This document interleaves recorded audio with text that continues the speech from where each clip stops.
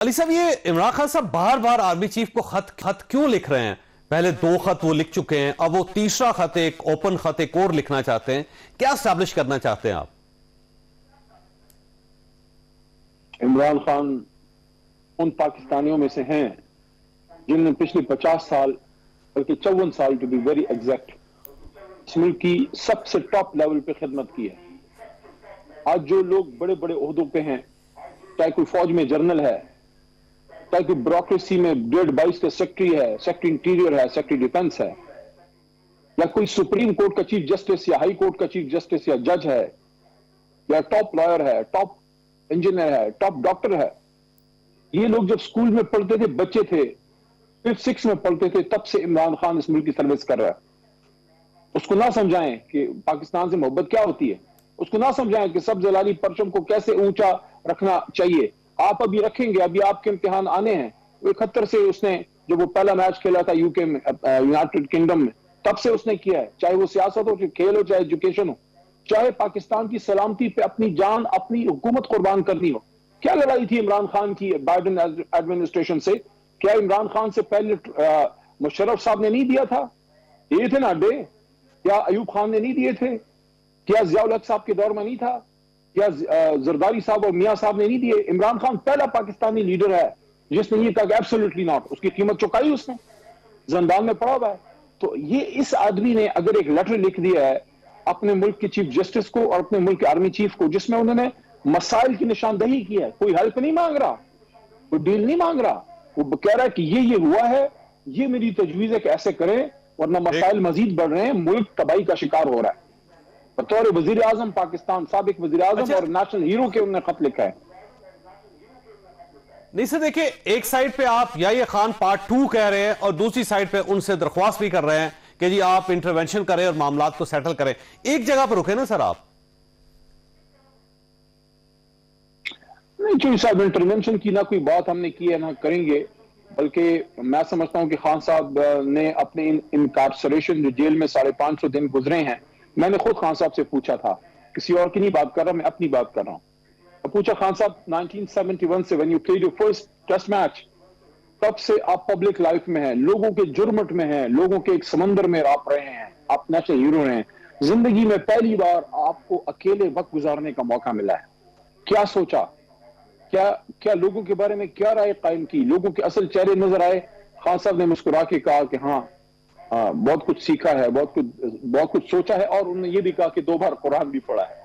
तो खान साहब ने अगर ये बातें की हैं तो वो किसी इंटरवेंशन की बात नहीं कर रहे, वो मुल्क को और पाकिस्तान के इदारे से भी मोहब्बत करते हैं, बल्कि वो तो क्लियरली कह चुके हैं कि मुल्क भी मेरा है, फौज भी मेरी है, मैं इदारों और अवाम के, बल्कि उस लेटर में मेरे ख्याल में उन्होंने बारहा ये कहा है, इदारों में और अवाम में गैप नहीं होना चाहिए, ये फासला नहीं होना चाहिए। ये कोई मुहब्बे वतन ये बात कर सकता है। ठीक। अच्छा अली साहब, एक ना ये इस गवर्नमेंट को आप फॉर्म 47 की गवर्नमेंट समझते हैं, आप इसे नाजायज गवर्नमेंट समझते हैं, आप इसे तस्लीम नहीं करते। दूसरी साइड पे इसी गवर्नमेंट ने, इसी पार्लियामेंट ने पार्लियामेंटेरियंस की तनख्वाहों में इजाफा कर दिया है, और उसमें अपने लोग जो आपके 68 आपके एमएनए थे जिन्होंने दरख्वास्त की थी कि हमारी सैलरीज में इजाफा होना चाहिए। सैलरी कबूल है, लेकिन गवर्नमेंट जो फॉर्म 47 की वो कबूल नहीं आपको। उस पर तो उसूली तौर पर मुखालफत की गई थी, और मैंने बजट में अली मोहम्मद ने मुखालफत की थी। देखिए बहरहाल ये एक इशू है जो बड़ी थी, पंजाब में 2-3 दफा बड़ी है, पख्तूनख्वा में भी बड़ी थी, और मरकज में पिछले 10-12 साल से नहीं बढ़ी। तो ये एक चीज हुई है, बढ़नी चाहिए थी। टाइमिंग पे एतराज जरूर है, मेरे ख्याल में टाइमिंग ये मुनासिब नहीं थी। लेकिन देखें, फॉर्म 47 की आप चौधरी साहब बार बार बात कर रहे हैं। देखें, हम अगर इस ऐवान में बैठे हैं, हम यहाँ शहबाज शरीफ साहब या जरदारी साहब की बरहून मिन्नत नहीं है, उन 25 करोड़ अवाम की बरहून मिन्नत है जिन्होंने देखा कि हमारे लीडर को गोलियां मारी गई, जेल में डाला गया, पार्टी तोड़ी गई। कहां है इतने बड़े बड़े हमारे स्टारवर्ड्स? असद उमर साहब जैसे लोगों को मजबूर किया गया, पार्टी उन्होंने छोड़ी। हमारे फौज चौधरी साहब को पार्टी छुड़वाई गई, बहुत से और नाम है। आधी जिला पार्टी छोड़ गई, बाकी जो है ना छोड़ते ना, हमारा बैठ का ले लिया। देखे ना, प्रेशर आप पे भी था साहब, आपने पार्टी नहीं छोड़ी। शहरियार अफरीदी पर प्रेशर था, उसने पार्टी नहीं छोड़ी। अब देखें, उसके साथ साथ डॉक्टर आजमी राशिद साहब पे आज भी प्रेशर है, उन्होंने पार्टी नहीं छोड़ी। ना छोड़ते ये लोग जी। मैं बात वो दूसरी कर रहा हूँ, मैं तो किसी पे कमेंट नहीं कर रहा। हर आदमी की अपनी अपनी एक लेवल होती है, कोई इतना बर्दाश्त कर सकता है, कोई इतना बर्दाश्त कर सकता है, और ये भी नहीं पता कि हो सकता है हमें जिन चीजों का सामना करना पड़ा उनको हमसे ज्यादा सामना करना पड़ा हो। इसलिए मेरी सबसे हमदर्दी है, 9 मई के बाद जिन्होंने मजबूरी में पार्टी छोड़ी, मेरी सबसे हमदर्दी है। फैसला खान साहब करेंगे, लेकिन मेरा नुक्ता इस वक्त ये नहीं है। मेरा नुक्ता यह है कि पार्टी हमारी छोड़वा दी, लोगों की तोड़ दी, लीडर को जेल में डाल दिया, निशान हमारा छीन दिया। सलाम है इस कौम को जिन्होंने ढूंढ ढूंढ के हमें असेंबली में भिजवाया और देखा कि कहां किसका निशान जो है वो इमरान खान साहब की जमात का है। किसी को फाख्ता, किसी को चारपाई, किसी को टेबल, किसी को गाड़ी, किसी को जहाज। मुझे तो डॉल्फिन मिला था, मेरा समंदर से डॉल्फिन पकड़ के उन्हें असेंबली में भेज दिया। तो हम अगर असेंबली में बैठे हैं तो हम असली लोग हैं, हम अवाम की ताकत से आए हैं। ये वाले हैं जिनका जमीर मुर्दा है।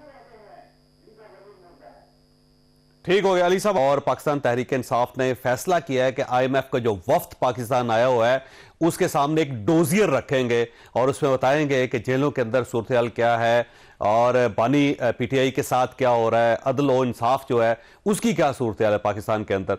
तो अली साहब ये फरमाइएगा सर, ये जो भी पाकिस्तान के इश्यूज हैं हम आईएमएफ को क्यों टैग करते हैं उसके साथ, उनको क्यों हम बताते हैं कि जी पाकिस्तान के अंदर ये हालात हैं और आप इमदाद बंद करें, पाकिस्तान की पैकेज बंद करें, उससे फायदा क्या होगा पार्टी को? सर बहुत बहुत शुक्रिया। बिस्मिल्लाहिर्रहमानिर्रहीम, अल्लाहुम्मा सल्लि अला मुहम्मदिन व अला आलि मुहम्मद। साहब सबसे पहले तो इस बात की वजाहत हो जाए कि फॉर्म 47 की जो हुकूमत है वो पाकिस्तान नहीं है। हुकूमतें आती जाती रहती हैं, मुल्क रहते हैं, रियासतें रहती हैं। मुल्क हमारा, हमारी रियासत इंशाअल्लाह ता क़यामत रहेगा, हुकूमतें आती जाती रहेंगी। अब हमारी हुकूमतों का सिस्टम और उसूल और तरीका ये रहा है, बदकिस्मती से मैं कहूंगा, कि हमने शुरू से ही अपने आप को नॉन अलाइन नहीं रखा और जाके अमेरिका की गोद में बैठ गए। वे बैक अर्ली 50 से की मैं बात कर रहा हूँ, वो दिन और आज का दिन हमने कभी कोई आजाद खारजा पॉलिसी नहीं बनाई। अभी मौजूदा मिसाल देख लें, वैसे टॉपिक तो नहीं है लेकिन एक बात करके फिर इसी बात पे उसको जोड़ता हूं मैं। ये जो गाजा के बारे में ट्रंप साहब की तरफ से आया है कि ट्रंप ने जो बात की है गाजा के बारे में, हमारी हुकूमत की तरफ से सख्त मौक़िफ़ आना चाहिए। क्या दो तरफा दोस्ताना ताल्लुक अपनी जगह, लेकिन गाजा पे, फलस्तीन पे 25 करोड़ पाकिस्तानियों का और उनके अगली 7 नस्लों का और पिछली 7 नस्लों का एक ही मौक़िफ़ है कि हम फलस्तीन के साथ खड़े हैं। क्यों सुमुम बुकमन है ये शहबाज शरीफ?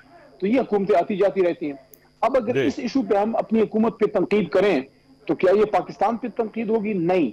इसी तरह IMF एक इदारा जिसके मैं कहता हूं मेरी दुआ है कि इस बार अगर हम IMF से निकलें तो कभी भी हमें IMF के पास ना जाना पड़े। लेकिन इस वक्त आप IMF प्रोग्राम में बहुत सी चीजों के साथ उनका वो लिंक होता है, आपकी ह्यूमन राइट्स के साथ लिंक होता है, लेजिस्लेशन के साथ लिंक होता है, और वो देखते हैं कि आप यहाँ पे लोगों को मार रहे हैं, क्या कर रहे हैं, उल्टा लटका रहे हैं, क्या कर रहे हैं। ये चीजें आपको देखनी पड़ती हैं। हमारे दौर में हमसे भी पूछ होती थी, इनसे भी हो रही है। अल्लाह करे हम IMF से निकले, लेकिन जब तक आप इस प्रोग्राम में हैं आपको वो कमिटमेंट्स ऑनर करनी पड़ेगी। आपने अदलिया पे हमला किया, टीका एक्ट के जरिए साकी बरादरी पे हमला किया, आपने पॉलिटिकल आजादियों को खत्म किया। अभी 2 एग्जांपल्स मैं आपको देता हूं, प्रोग्राम में वक्त अगर हो तो मैं सिर्फ एक शॉर्ट सी बात करके। हमारे MNA हैं अहमद चट्टा साहब। अहमद चट्टा साहब ने कल आके बताया कि सिर्फ एहतजाज करने पे उनके 2 घर तोड़े गए, उनकी बच्चियों के कमरों के दरवाजे तोड़ के घसीटा गया, और उनके इलाके में एक खातून के 2 नवासे जो हैं, पोते, उनको रोडों से पकड़ के जब मारा गया तो उनकी नानी जो है, दादी, उसको हार्ट अटैक, वो फौत हो गई। Same has happened with Shabbir Qureshi. Shabbir Qureshi हल्के में हमारा MNA जो है, MNA साहब के हल्के में, वहां एक कारकुन के घर पे छापा पड़ा, दुनिया जान की पुलिस गई, इनका ट्रैक्टर तोड़ा, घर तोड़ा, सब कुछ तोड़ा, उसको दिल का दौरा पड़ा, वो मर गया। ये कर रहे हैं आप पाकिस्तान में। ये चीजें तो सामने आएंगी, अगर ये चीजें सामने आती हैं। देखिए अली साहब, ये पाकिस्तान के इंटरनल इश्यूज हैं, आपको इस पे प्रोटेस्ट करना चाहिए और हर फोरम आपको इस्तेमाल करना चाहिए। लेकिन अगर आप ये शिकायतें IMF के सामने लगाएंगे या आप जो पाकिस्तानी हैं उनसे कहेंगे कि आप रेमिटेंस ना पाकिस्तान के अंदर भेजें, तो ये पाकिस्तान दुश्मनी है। फिर इसका मतलब ये हुआ कि आप सिर्फ पॉलिटिक्स नहीं कर रहे, आप मुल्क को भी नुकसान पहुंचाना चाहते हैं।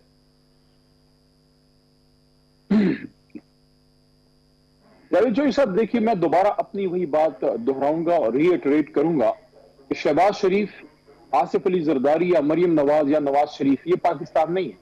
ये एक हुकूमत का हिस्सा है जो इलेक्शन हारे बैठे हैं, लेकिन उनको ऊपर बिठा दिया गया है।